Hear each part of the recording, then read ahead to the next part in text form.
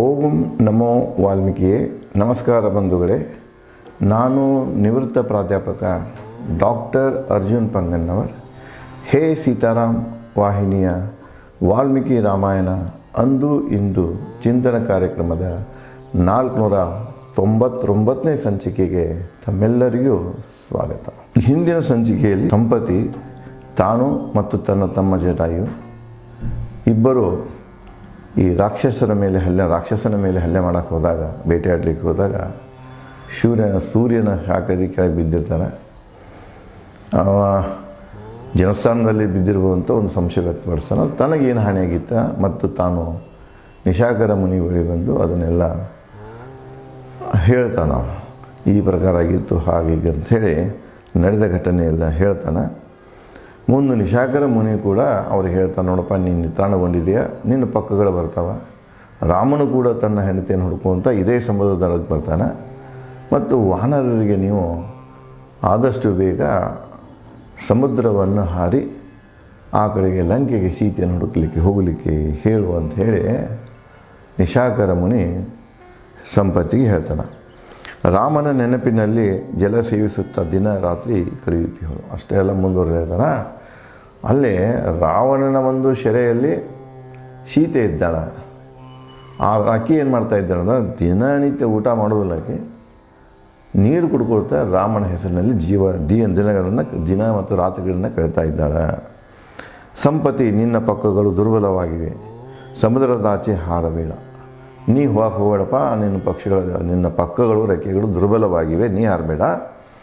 ಸೀತೆ ವಿಷಯ ತಿಳಿಸು ನೀ ಈ ವಿಷಯವನ್ನು ವಾನರಿಗೆ ತಿಳಿಸು ಅಂತ ಹೇಳ್ತಾನೆ.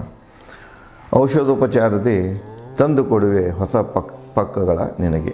ನಿಂದೇನು ಪಕ್ಕೆಲ್ಲ ಕವರ್ ಹೋಗ್ಯಾವಲ್ಲ, ಹಳೆ ಪಕ್ಕೆಲ್ಲ ಸುಟ್ಟು ಹೋಗ್ಯಾವ, ಹೊಸ ಪಕ್ಕಗಳನ್ನು ನಾನು ಔಷಧ ಉಪಚಾರ ಮಾಡಿ ನಿನಗೆ ತಂದು ಕೊಡ್ತೀನಿ. ರಾಮ ಲಕ್ಷ್ಮಣರ ನೋಡುವ ಬಯಕೆ ನನಗೂ ಕೂಡ ನಿಶಾಕರ ಮುನಿ ಹೇಳ್ತಾರೆ. ರಾಮ ಲಕ್ಷ್ಮಣರು ಇಲ್ಲಿ ಬರ್ತಾರಂತ ನನಗೆ ಗೊತ್ತಿದೆ, ನನಗೂ ಕೂಡ ಅವರನ್ನು ನೋಡಬೇಕಂತ ಬಯಕೆ ಇದೆ. ಆದರೆ ಆಯುಷ್ಯವಿಲ್ಲ ನನಗೆ. ಅವರು ಇಲ್ಲಿ ಬರೋ ಪೂರ್ವದಲ್ಲಿ ನನ್ನ ಆಯುಷ್ಯ ಮುಗಿದೋಗಿರ್ತದೆ. ಅಂದರೆ ನನಗೆ ನೋಡುವಂಥ ಭಾಗ್ಯ ಇಲ್ಲ. ಆಸೆ ಇದೆ, ಬಟ್ ನನಗೆ ಆ ಭಾಗ್ಯ ಇಲ್ಲ. ಯಾಕಂದರೆ ಅವರು ಇಲ್ಲಿ ಬರೋ ಪೂರ್ವದಲ್ಲಿ ನಾನು ದೇಹವನ್ನು ತ್ಯಾಗ ಮಾಡ್ತೀನಿ, ನನಗೆ ಸಾವು ಬರ್ತಿದೆ ಅಂತ ಹೇಳ್ತಾನೆ. ಹೇಳಿ ಹೀಗೆ ನಿಶಾಕರ ಮುನಿ ತನ್ನ ಆಶ್ರಮದಲ್ಲಿ ಹೋದ. ಇಷ್ಟು ಹೇಳಿದವನು ತನ್ನ ಆಶ್ರಮದಾಗ ಹೋಗಿಬಿಟ್ಟ. ವಿಂಧ್ಯ ಪರ್ವತದ ಶಿಖರಗವಿ ಸೇರಿದ ನಾ ತೇಳುತ್ತಾ. ಇಷ್ಟು ಕೇಳ್ಕೊಂಡು ನಾ ಏನು ಮಾಡಿದೆ, ಈ ವಿಂಧ್ಯ ಪರ್ವತದ ಶಿಖರದ ಗವಿ ಇದೆಯಲ್ಲ ಆ ಕಡೆಗೆ ತೇಳುತ್ತಾ ಬಂದುಬಿಟ್ಟೆ ಅಂತ ಹೇಳ್ತಾನೆ. ತೆವಳುತ್ತಾ ಬಂದು ಬಿಟ್ಟೆ ಅಂತ ಹೇಳ್ತಾನೆ. ನಿಮಗಾಗಿ ಕಾಯುತ್ತೀಯನು ಮುನಿ ಮಾತಿನಂತೆ. ಮುನಿ ಹೇಳಿದ್ದು ನನಗೆ, ಅಂದರೆ ಇವರು ವಾನರರು ಬರೋ ಪೂರ್ವದಲ್ಲಿನೇ ಈ ಘಟನೆ ನಡೆದಿರ್ತದೆ. ಇದನ್ನು ನಿಶಾಕರ ಮುನಿ ಇವನಿಗೆ ಹೇಳ್ತಾನೆ. ಮಗ ಹೇಳೋದಲ್ದ ನಿಶಾಕರ ಮುನಿ ಕೂಡ ಹೇಳಿರ್ತಾನೆ ಅವನ ಕಡೆ ಶಿಷ್ಯರಿಚೆಗೆ ಹೋದಾಗ. ಅದಕ್ಕೆ ನಾನೂ ಕೂಡ ಈ ವಾನರರ ದಾರಿಯನ್ನು ಕಾಯ್ತಾ ಇದ್ದೆ. ಈ ಮಾತನ್ನು, ಈ ಸುದ್ದಿಯನ್ನು ನಿಮಗೆ ಮುಟ್ಟಿಸೋದಕ್ಕಾಗಿ ಹೇಳುತ್ತಾ ಸಂಪತಿ ಮುಂದುವರಿಸ್ತಾನೆ. ಸಂಪತಿ ರಾವಣ ವಿಷಯ ತಿಳಿದು ಪುತ್ರನಿಂದ ಏಕೆ ರಕ್ಷಿಸಲಿಲ್ಲ ಸೀತೆಯನ್ನು ಎಂದು ದೂಷಿಸಿದೆ ಪುತ್ರನ.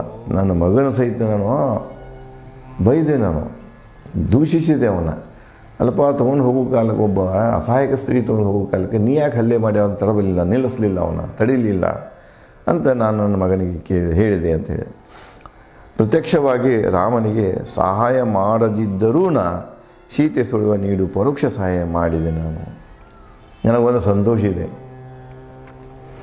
ಸೀತೆಯನ್ನು ಹುಡುಕಿಕೊಡುವಂಥ ಕೆಲಸ ನಾನು ಮಾಡಬೇಕಾಗಿತ್ತು, ಆ ಸ್ಥಿತಿಯಲ್ಲಿ ಇಲ್ಲ. ಆದರೂ ಕೂಡ ಆಕೆ ಸುಳುವನ್ನು ಕೊಡುವ ಮೂಲಕ ಪರೋಕ್ಷವಾಗಿ ನಾನು ರಾಮನ ಸೇವೆ ಮಾಡೇನೆ, ನಾನು ಕೂಡ ಪವಿತ್ರ ಧನ್ಯನಾದೆ ಅಂತ ಹೇಳಿ ಸಂಪತಿ ಹೇಳ್ತಾನೆ. ಮುಂದುವರೆದು ನನಗೆ ಸಮಾಧಾನ ತಂದಿತು ಈ ಕ್ಷಣ. ಈ ಒಂದು ರೀತಿಯಿಂದ ನಾನು ರಾಮನ ಸೇವೆ ಮಾಡ್ತಾ ಇದ್ದೇನೆ, ಇದರಿಂದ ನನಗೆ ಸಮಾಧಾನ ಬಂದಿದೆ. ಸಂಪತಿ ವಾನರರಿಗೆ ಸೀತೆ ಸುಳಿದು ತಿಳಿಸಿದ.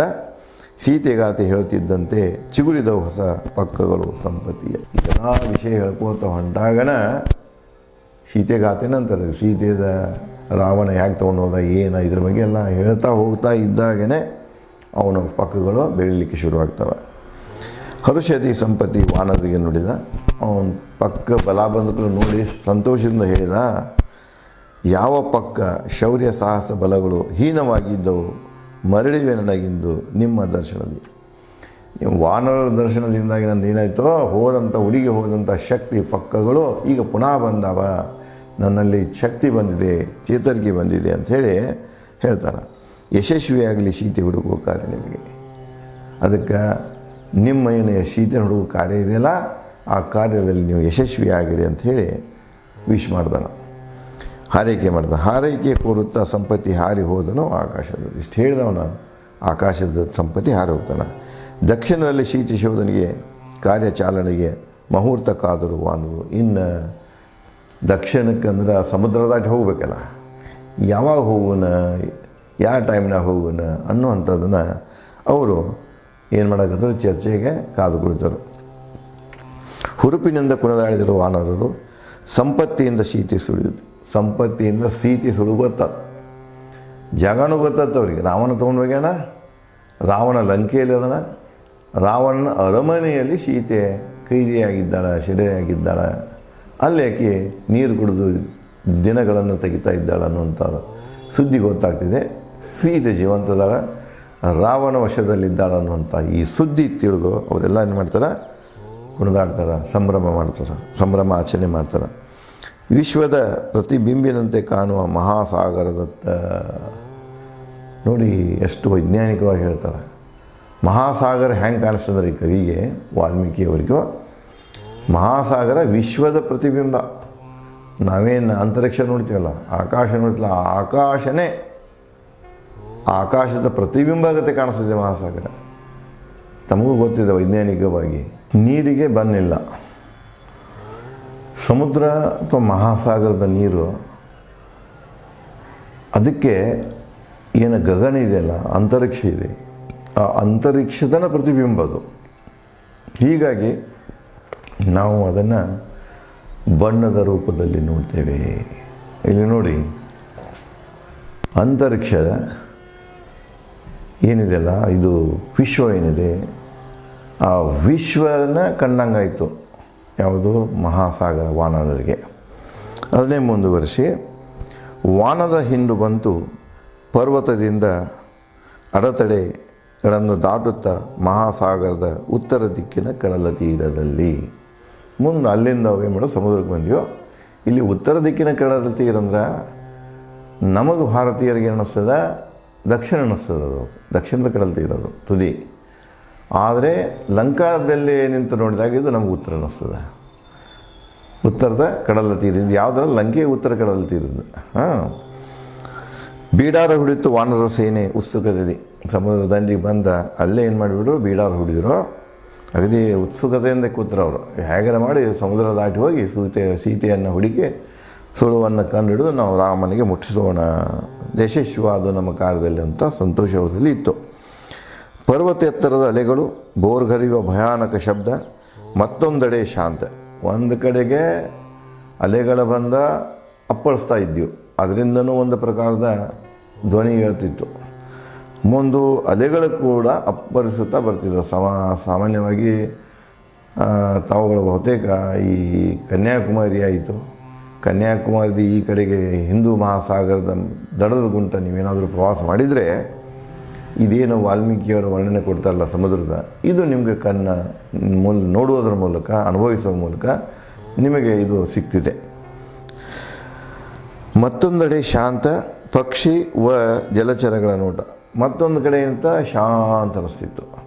ಅಲ್ಲಿ ಪಕ್ಷಿ ಜಲಚರಗಳ ನೋಟ, ಮೀನು ಅವೆಲ್ಲ ಕಾಣಿಸಿದ್ದವು. ನೋಡುಗರನ್ನು ರೋಮಾಂಚನಗೊಳಿಸುವ ದೃಶ್ಯ. ಅವಾಗೂ ನೋಡೋರಿಗೆ ರೋಮಾಂಚನ, ಅದೇನೂ ಬದಲಾಗೋದಿಲ್ಲ ಸಮುದ್ರದಲ್ಲಿ. ಈ ದೃಶ್ಯ ಅಂತೂ ಏನೂ ಬದಲಾಗೋದಿಲ್ಲ. ಈ ನಿರಂತರವಾಗಿ ಇದೇ ಸತ್ಯ ನಿರಂತರವಾಗಿ ನಡೀತಾನೆ ಇರ್ತದೆ. ಅದಕ್ಕೆ ನೋಡುಗರಿಗೆ ಏನಾಗ್ತದೆ, ರೋಮಾಂಚನ ಆಗ್ತಿದೆ. ಇವತ್ತು ಕೂಡ ನಾವು ಆ ಕಡೆಗೆ ಹೋಗಿ ಆ ಸಮುದ್ರ ದಂಡೆಯ ಮೂಲಕ ನಾವು ಪ್ರವಾಸ ಮಾಡ್ತಾ ಹೋದ್ವಿ ಅಂದರೆ ನಮ್ಮ ಮನಸ್ಸಿಗೆ ಅದು ಗೊತ್ತಾಗ್ಬಿಡ್ತದೆ ಎಷ್ಟು ರೋಮಾಂಚನ ಅನ್ನಿಸ್ತಿದೆ. ತೀರಹೀನ ಅನಂತ ಮಹಾಸಾಗರ ಕಂಡ. ತೀರಹೀನ, ಎತ್ತ ನೋಡ್ತೀವಿ ಅತ್ತೆಲ್ಲ ಜಲರಾಶಿ ಕಾಣ್ತಿತ್ತು, ಅದಕ್ಕೆ ಮತ್ತೊಂದು ತೀರ ಇಲ್ಲ, ಮತ್ತೊಂದು ಇದೇ ಇಲ್ಲ, ಅದಕ್ಕೆ ಯಾವುದೋ ದಂಡೆನೇ ಇಲ್ಲ. ಎಲ್ಲಿ ನೋಡ್ತೀರ ಜಲರಾಶಿ, ಯಾವುದೂ ದಡನ ಕಾಣಿಸ್ತಾ ಇಲ್ಲ. ಅದಕ್ಕೆ ಅವರು ವಾಲ್ಮೀಕಿಯವರು ಹೇಳ್ತಾರೆ, ತೀರಹೀನ ದಡಹೀನ ಕಡಲ ದಡಹೀನ ಅನಂತ ಮಹಾಸಾಗರ ಕಂಡು ನಿರಾಶೆಯಿಂದ ಪರಸ್ಪರ ನುಡಿದೆವು ದಾಟುವುದು ಹೇಗೆ. ನೋಡ್ರು ಎತ್ತರ ನೋಡ್ತಿಲ್ಲ, ಸಮುದ್ರ ಕಾಣಕೈತಿ, ಜಲರಾಶಿ ಕಾಣಕೈತು, ಮತ್ತು ಇದನ್ನು ಹೆಂಗೆ ದಾಟೋದಪ್ಪ ಅನ್ನುವಂಗೆ ನಿರಾಶೆ ಬರ್ತದೆ. ಅದಕ್ಕೆ ಅವ್ರೇನು ಮಾಡ್ತಾರೆ, ತಮ್ಮಲ್ಲೇನೋ ಪ್ರಶ್ನೆ ಮಾಡ್ತಾರೆ, ದಾಟೋದು ಹೆಂಗೆ.